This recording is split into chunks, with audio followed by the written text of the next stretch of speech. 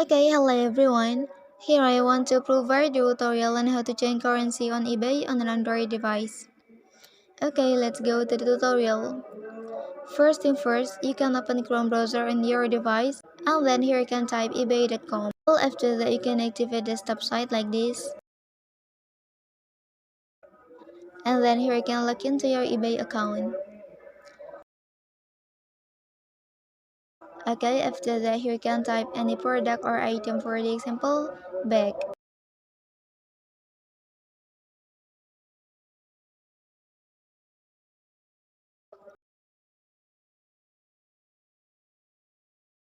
And then here you can click this button and then click customize, and then you can click this option and then apply.